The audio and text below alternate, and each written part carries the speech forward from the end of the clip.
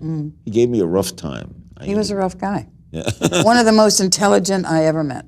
By the time Shirley MacLaine reached 91, she had nothing left to prove and nothing left to hide. For decades, the world believed it knew her, the fearless performer, the unconventional thinker, the woman who never belonged to anyone. But fame has a way of simplifying lives that were never simple. Behind the curtain of awards and applause were men who did not define her, but shaped her. Not lovers in the romantic sense, and not scandals meant to shock.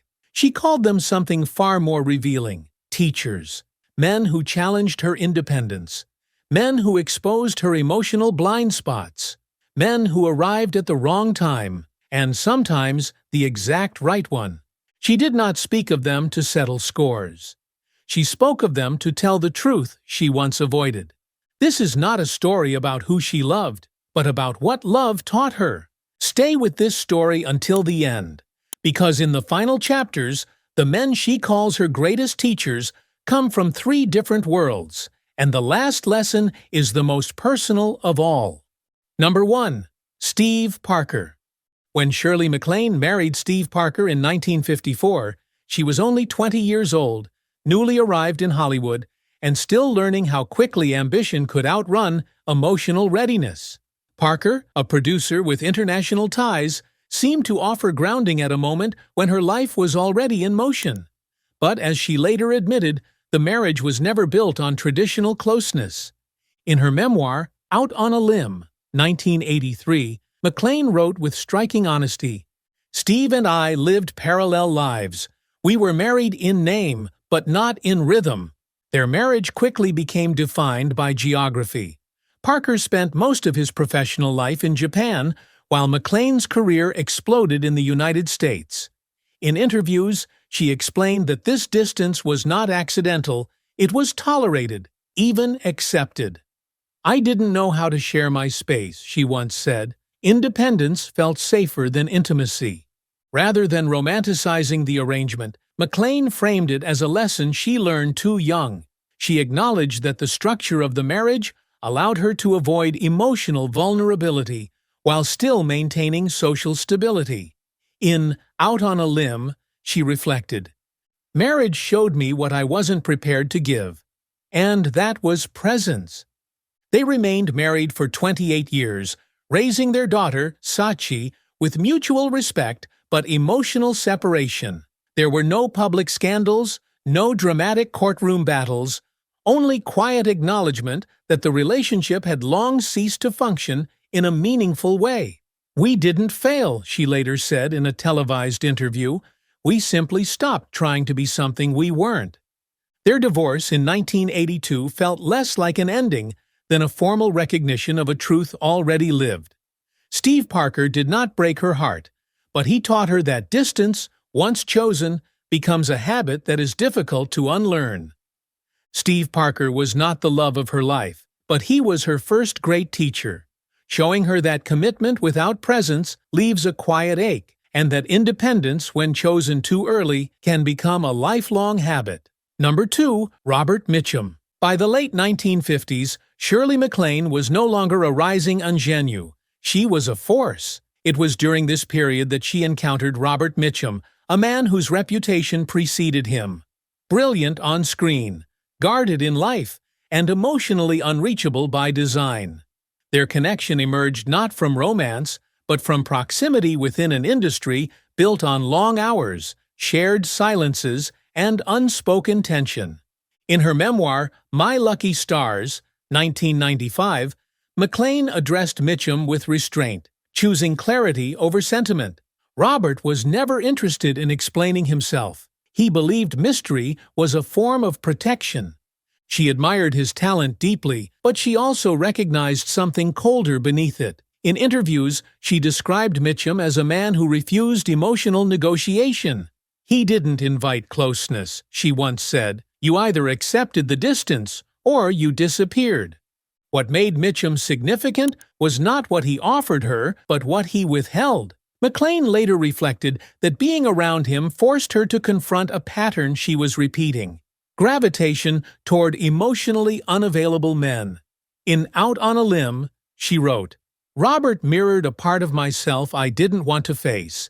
How easily I could confuse admiration with connection. There was no public relationship, no declaration, no dramatic ending. Instead, there was recognition. She understood that Mitchum operated by his own rules, shaped by discipline, silence, and an unwillingness to be emotionally accountable.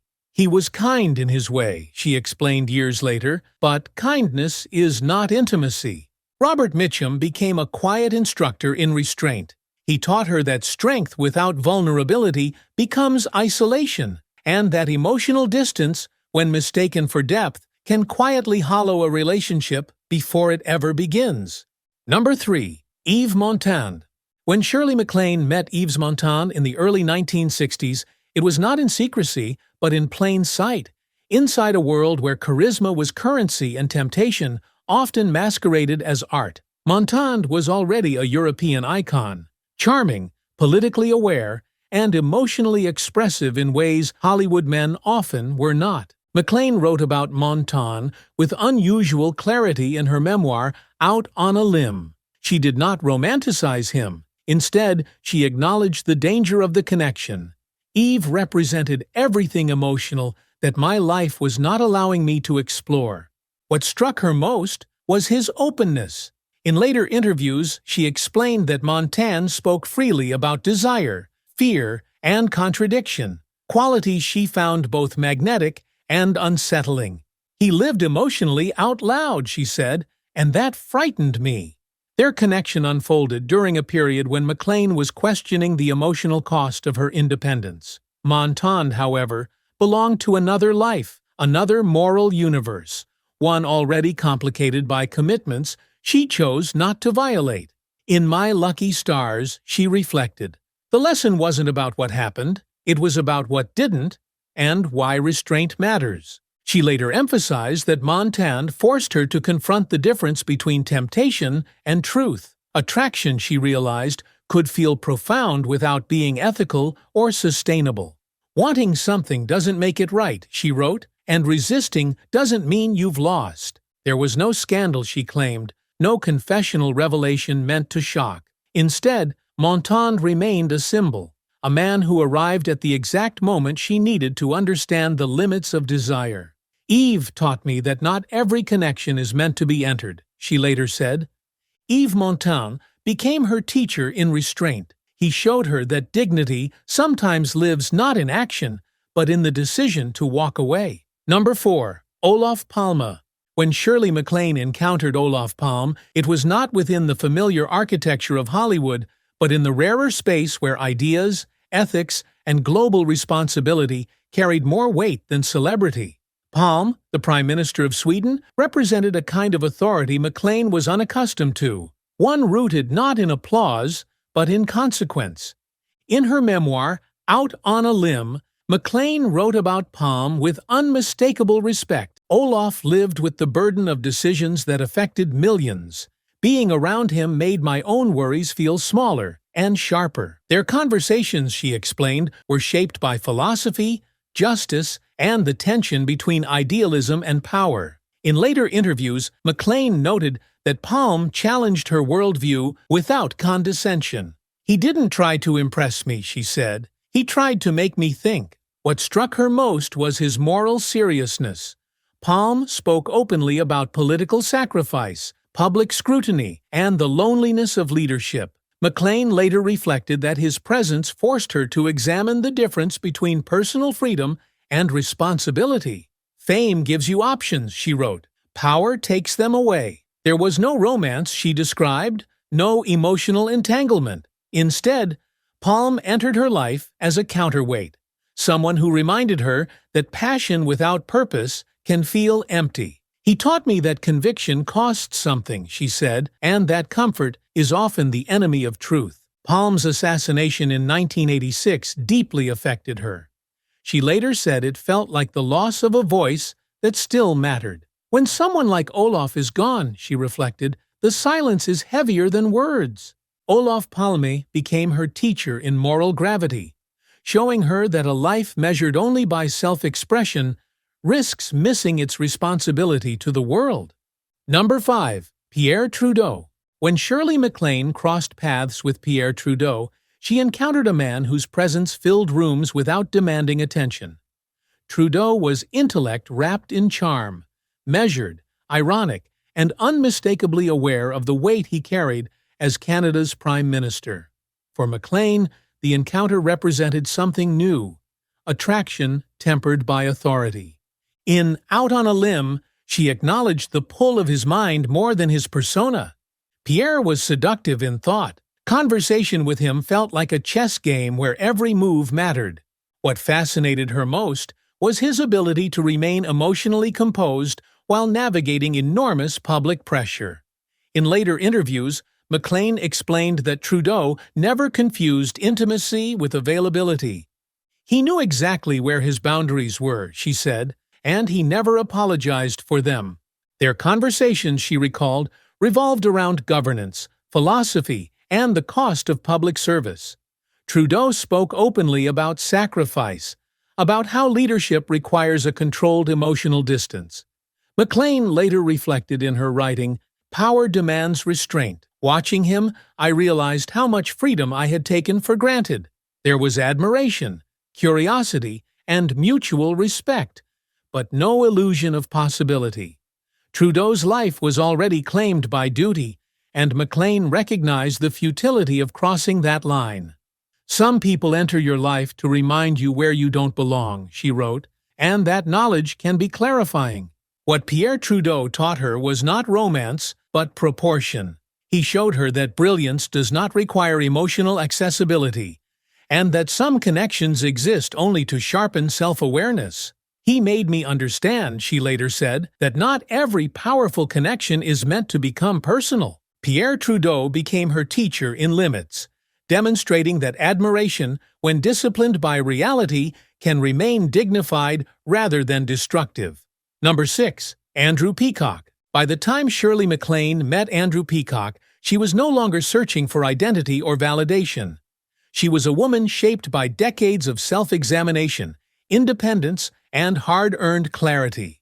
Peacock, an Australian politician of intellect, elegance, and restraint, entered her life during a period when reflection mattered more than possibility. In Out on a Limb, MacLaine wrote about Peacock with unusual calm.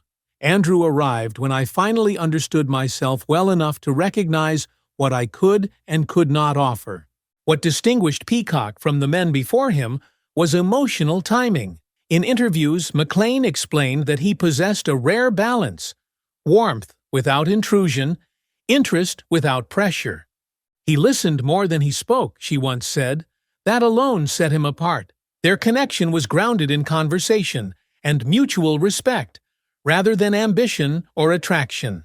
Peacock spoke openly about public service, aging, and the cost of responsibility. MacLaine later reflected, "With Andrew, there was no urgency, and that taught me how much of my earlier life had been rushed." She acknowledged that years earlier she might have mistaken such composure for detachment, but by this stage in her life, she recognized it as maturity. "I had confused intensity with meaning," she wrote.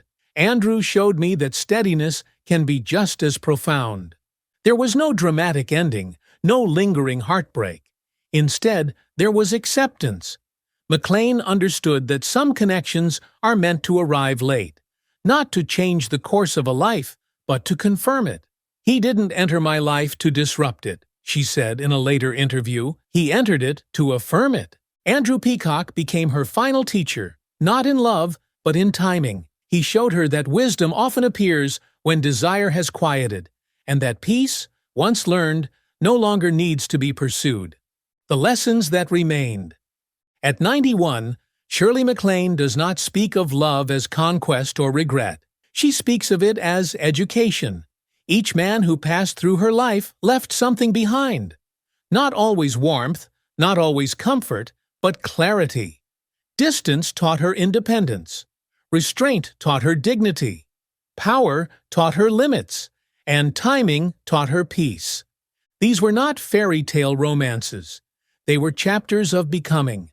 Through them she learned that a life well lived is not measured by how deeply one is desired, but by how honestly one understands oneself. Legacy, she reminds us, is shaped as much by what we refuse as by what we pursue. So now, we ask you, looking back on your own life, who were your teachers? Not the ones who stayed forever, but the ones who changed you. If this story moved you, share your reflections in the comments. And if you value thoughtful Hollywood histories told with respect and depth, subscribe to Legendary Archives. Some stories deserve to be remembered slowly.